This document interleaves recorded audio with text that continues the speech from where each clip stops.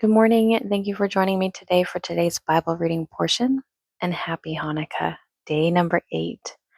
Today we're going to be reading in the Torah, Genesis chapter 44, verse 31 through chapter 45, verse 7. In Numbers chapter 7, verses 54 through chapter 8, verse 4. In the Prophets, 2 Samuel chapters 4 and 5. In the writings, Psalms chapter 78, verses 40 through 72. And in the Apostles, Luke chapter 5, beginning in Genesis chapter 44, verse 31. It shall come to pass, when he seeth that the lad is not with us, that he will die, and thy servants shall bring down the gray hairs of thy servant our father with sorrow to the grave. For thy servant became surety for the lad unto my father, saying, If I bring him not unto thee, then I shall bear the blame to my father forever. Now therefore, I pray thee, let thy servant abide instead of the lad, a bondman to my lord, and let the lad go up with his brethren. For how shall I go up to my father, and the lad be not with me, lest peradventure I see the evil that shall come on my father? Then Joseph could not refrain himself before all them that stood by him, and he cried, Cause every man to go out from me. And there stood no man with him, while Joseph made himself known unto his brethren. And he wept aloud, and the Egyptians and the house of Pharaoh heard. And Joseph said unto his brethren, I am Joseph. Doth my father yet live? And his brethren could not answer him, for they were troubled at his presence. And Joseph said unto his brethren, Come near to me, I pray you. And they came near. And he said, I am Joseph, your brother, whom ye sold into Egypt. Now therefore, be not grieved, nor angry with yourselves, that ye sold me hither, for God did send me before you to preserve life. For these 2 years hath the famine been in the land, and yet there are 5 years, in which there shall neither be earing nor harvest. And God sent me before you to preserve you a posterity in the earth, and to save your lives by a great deliverance. Numbers chapter 7, starting in verse 54. On the 8th day offered Gamaliel the son of Pedazur, prince of the children of Manasseh. His offering was 1 silver charger of the weight of 130 shekels, 1 silver bowl of 70 shekels after the shekel of the sanctuary, both of them full of fine flour mingled with oil for a meat offering, 1 golden spoon of 10 shekels full of incense, 1 young bullock, 1 ram, 1 lamb of the first year for a burnt offering, 1 kid of the goats for a sin offering, and for a sacrifice of peace offerings, 2 oxen, 5 rams, 5 he-goats, 5 lambs of the first year. This was the offering of Gamaliel the son of Pedazur.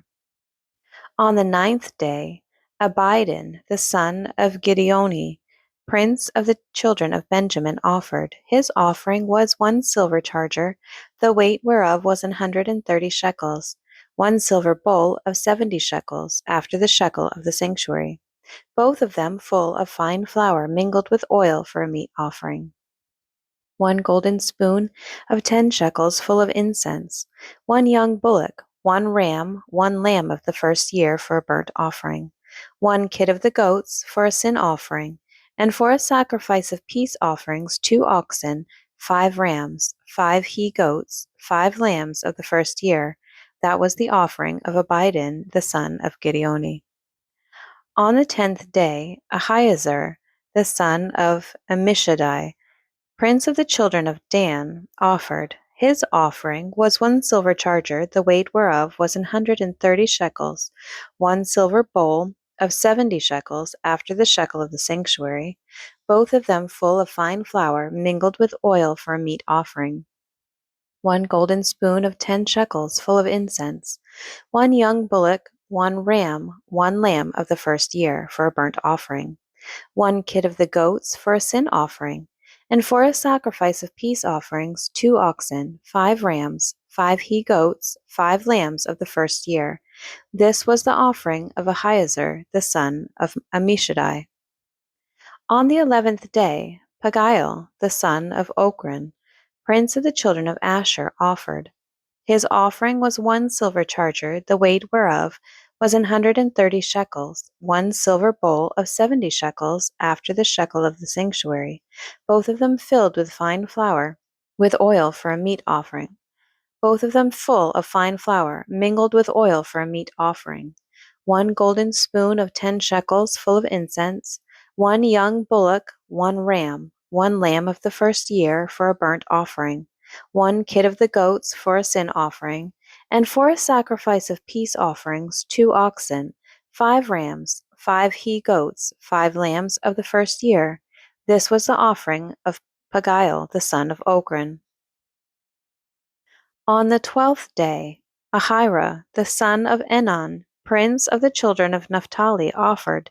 His offering was 1 silver charger, the weight whereof was 130 shekels, 1 silver bowl of 70 shekels, after the shekel of the sanctuary, both of them full of fine flour, mingled with oil for a meat offering, 1 golden spoon of 10 shekels, full of incense, 1 young bullock, 1 ram, 1 lamb of the first year for a burnt offering, 1 kid of the goats for a sin offering, and for a sacrifice of peace offerings 2 oxen, 5 rams, 5 he-goats, 5 lambs of the first year. This was the offering of Ahira the son of Enan. This was the dedication of the altar, in the day when it was anointed by the princes of Israel, 12 chargers of silver, 12 silver bowls, 12 spoons of gold, each charger of silver weighing 130 shekels, each bowl 70. All the silver vessels weighed 2,400 shekels, after the shekel of the sanctuary. The golden spoons were 12, full of incense, weighing 10 shekels apiece, after the shekel of the sanctuary. All the gold of the spoons was 120 shekels. All the oxen for the burnt offering were 12 bullocks, the rams 12, the lambs of the first year 12, with their meat offering, and the kids of the goats for a sin offering 12. And all the oxen for the sacrifice of the peace offerings were 24 bullocks, the rams 60, and the he-goats 60, the lambs of the first year 60. This was the dedication of the altar. After that it was anointed. And when Moses was gone into the tabernacle of the congregation to speak with him, then he heard the voice of one speaking unto him from off the mercy seat that was upon the ark of the testimony, from between the 2 cherubims. And he spake unto him. And the Lord spake unto Moses, saying, Speak unto Aaron, and say unto him, When thou lightest the lamps, the 7 lamps shall give light over against the candlestick. And Aaron did so. He lighted the lamps thereof over against the candlestick, as the Lord commanded Moses. And this work of the candlestick was of beaten gold, unto the shaft thereof was beaten work, according unto the pattern which the Lord had shewed Moses, so he made the candlestick. 2 Samuel chapters 4 and 5. And when Saul's son heard that Abner was dead in Hebron, his hands were feeble, and all the Israelites were troubled. And Saul's son had 2 men that were captains of bands. The name of the one was Baanah, and the name of the other Rechab, the sons of Rimmon, a Beerothite, of the children of Benjamin. For Beeroth also was reckoned to Benjamin. And the Beerothites fled to Gittaim, and were sojourners there until this day. And Jonathan, Saul's son, had a son that was lame of his feet. He was 5 years old when the tidings came of Saul and Jonathan out of Jezreel. And his nurse took him up and fled, and it came to pass, as she made haste to flee, that he fell and became lame, and his name was Mephibosheth. And the sons of Rimmon the Beerothite, Rechab and Baanah, went and came about the heat of the day to the house of Ishbosheth, who lay on a bed at noon. And they came thither into the midst of the house, as though they would have fetched wheat, and they smote him under the 5th rib. And Rechab and Baanah his brother escaped. And when they came into the house, he lay on his bed in his bedchamber, and they smote him and slew him, and beheaded him, and took his head and gat them away through the plain all night.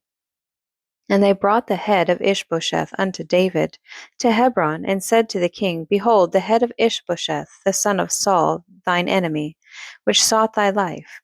And the Lord hath avenged my lord the king this day of Saul and of his seed.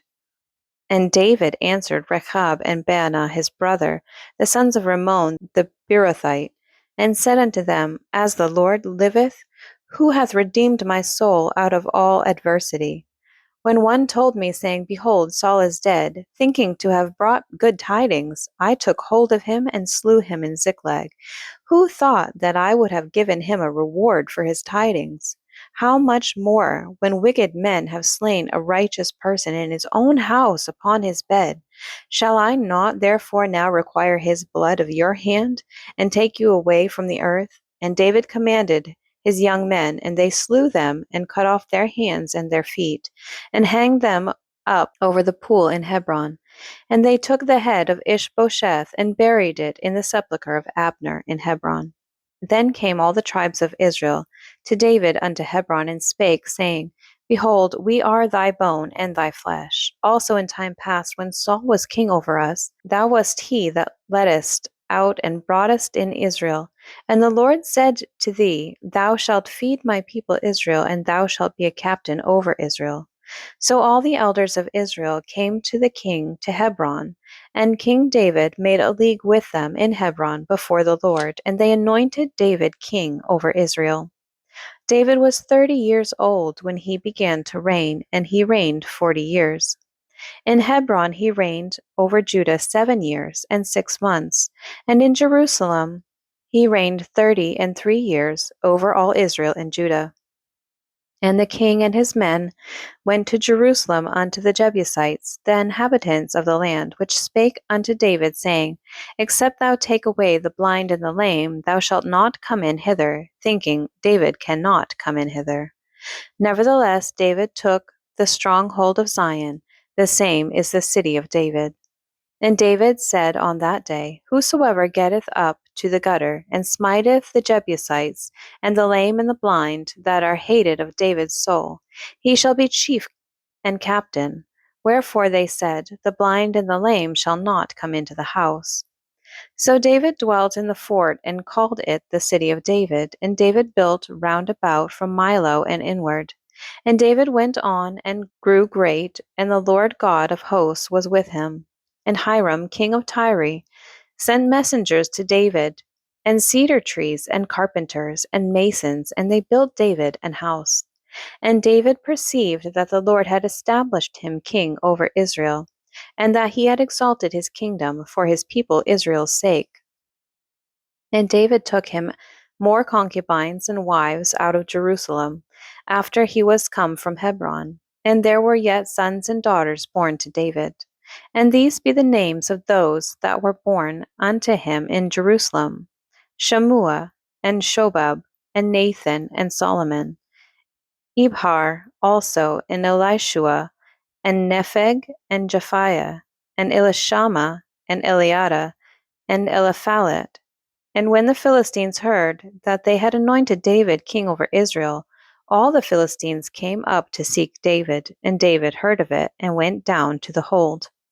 The Philistines also came and spread themselves in the valley of Rephaim. And David inquired of the Lord, saying, Shall I go up to the Philistines? Wilt thou deliver them into mine hand? And the Lord said unto David, Go up, for I will doubtless deliver the Philistines into thine hand. And David came to Baal Perazim, and David smote them there, and said, The Lord hath broken forth upon mine enemies before me, as the breach of waters. Therefore he called the name of that place Baal Perazim. And there they left their images, and David and his men burned them. And the Philistines came up yet again, and spread themselves in the valley of Rephaim. And when David inquired of the Lord, he said, Thou shalt not go up, but fetch a compass behind them, and come upon them over against the mulberry trees. And let it be, when thou hearest the sound of a going in the tops of the mulberry trees, that then thou shalt bestir thyself, for then shall the Lord go out before thee, to smite the host of the Philistines. And David did so, as the Lord had commanded him, and smote the Philistines from Geba until thou come to Gezer. Psalms chapter 78, beginning in verse 40. How oft did they provoke him in the wilderness, and grieve him in the desert? Yea, they turned back and tempted God, and limited the Holy One of Israel. They remembered not his hand, nor the day when he delivered them from the enemy, how he had wrought his signs in Egypt, and his wonders in the field of Zoan, and had turned their rivers into blood, and their floods that they could not drink. And he sent divers sorts of flies among them, which devoured them, and frogs, which destroyed them. He gave also their increase unto the caterpillar, and their labor unto the locust. He destroyed their vines with hail, and their sycamore trees with frost. He gave up their cattle also to the hail, and their flocks to hot thunderbolts. He cast upon them the fierceness of his anger, wrath, and indignation, and trouble, by sending evil angels among them. He made a way to his anger. He spared not their soul from death. He gave their life over to the pestilence, and smote all the firstborn in Egypt, the chief of their strength in the tabernacles of Ham, and made his own people to go forth like sheep, and guided them in the wilderness like a flock. And he led them on safely, so that they feared not, but the sea overwhelmed their enemies. And he brought them to the border of his sanctuary, even to this mountain, which his right hand had purchased. He cast out the heathen also before them, and divided them an inheritance by line, and made the tribes of Israel to dwell in their tents. Yet they tempted and provoked the Most High God, and kept not his testimonies, but turned back and dealt unfaithfully like their fathers. They were turned aside like a deceitful bow. And they provoked him to anger with their high places, and moved him to jealousy with their graven images. When God heard this, he was wroth, and greatly abhorred Israel, so that he forsook the tabernacle of Shiloh, the tent which he placed among men, and delivered his strength into captivity, and his glory into the enemy's hand. He gave his people over also unto the sword, and was wroth with his inheritance. The fire consumed their young men, and their maidens were not given to marriage. Their priests fell by the sword, and their widows made no lamentation. Then the Lord awaked as one out of sleep, and like a mighty man that shouteth by reason of wine, and he smote his enemies in the hinder parts. He put them to a perpetual reproach. Moreover, he refused the tabernacle of Joseph, and chose not the tribe of Ephraim, but chose the tribe of Judah, the Mount Zion, which he loved. And he built his sanctuary like high palaces, like the earth which he hath established forever. He chose David also his servant, and took him from the sheepfolds. From following the ewes, great with young, he brought him to feed Jacob his people, and Israel his inheritance. So he fed them according to the integrity of his heart, and guided them by the skillfulness of his hands. Luke chapter 5. And it came to pass that as the people pressed upon him to hear the word of God, he stood by the lake of Gennesaret, and saw two ships standing by the lake, but the fishermen were gone out of them, and were washing their nets. And he entered into one of the ships, which was Simon's, and prayed him that he would thrust out a little from the land. And he sat down and taught the people out of the ship. And when he had left speaking, he said unto Simon, Launch out into the deep, and let down your nets for a draught. And Simon answering said unto him, Master, we have toiled all the night, and have taken nothing. Nevertheless, at thy word I will let down the net. And when they had this done, they enclosed a great multitude of fishes, and their net brake. And they beckoned unto their partners, which were in the other ship, that they should come and help them. And they came and filled both the ships, so that they began to sink. When Simon Peter saw it, he fell down at Jesus' knees, saying, Depart from me, for I am a sinful man, O Lord. For he was astonished, and all that were with him, at the draught of the fishes which they had taken. And so was also James and John, the sons of Zebedee, which were partners with Simon. And Jesus said unto Simon, Fear not, from henceforth thou shalt catch men. And when they had brought their ships to land, they forsook all and followed him. And it came to pass, when he was in a certain city, behold, a man full of leprosy, who seeing Jesus fell on his face, and besought him, saying, Lord, if thou wilt, thou canst make me clean. And he put forth his hand, and touched him, saying, I will, be thou clean. And immediately the leprosy departed from him. And he charged him to tell no man, but go, and shew thyself to the priest, and offer for thy cleansing, according as Moses commanded, for a testimony unto them. But so much the more went there a fame abroad of him, and great multitudes came together to hear, and to be healed by him of their infirmities. And he withdrew himself into the wilderness, and prayed.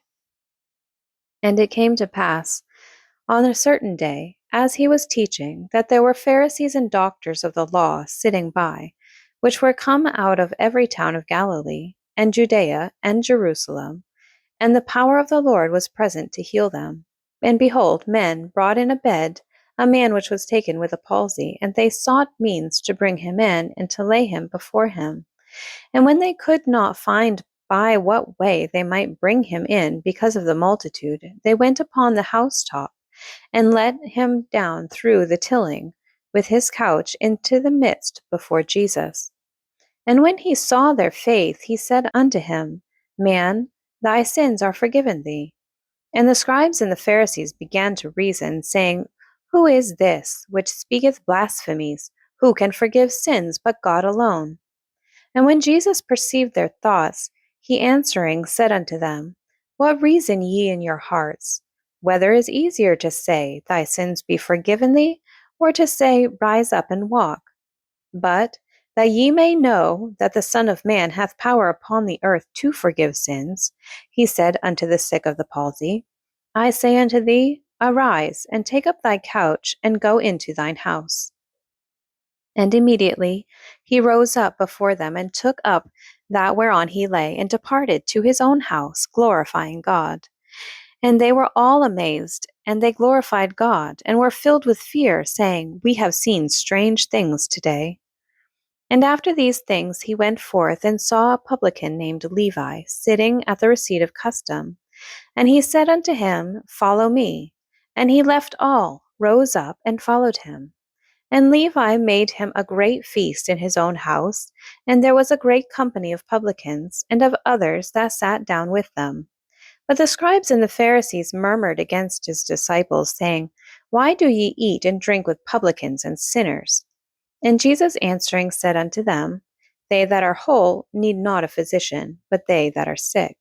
I came not to call the righteous, but sinners to repentance. And they said unto him, Why do the disciples of John fast often, and make prayers, and likewise the disciples of the Pharisees? But thine eat and drink. And he said unto them, Can ye make the children of the bride chamber fast, while the bridegroom is with them? But the days will come, when the bridegroom shall be taken away from them, and then shall they fast in those days. And he spake also a parable unto them. No man putteth a piece of new garment upon an old, if otherwise, then both the new maketh a rent, and the piece that was taken out of the new agreeth not with the old. And no man putteth new wine into old bottles, else the new wine will burst the bottles and be spilled, and the bottles shall perish. But new wine must be put into new bottles, and both are preserved. No man also having drunk old wine straightway desireth new, for he saith, The old is better. Thank you for joining me today for today's Bible reading portion.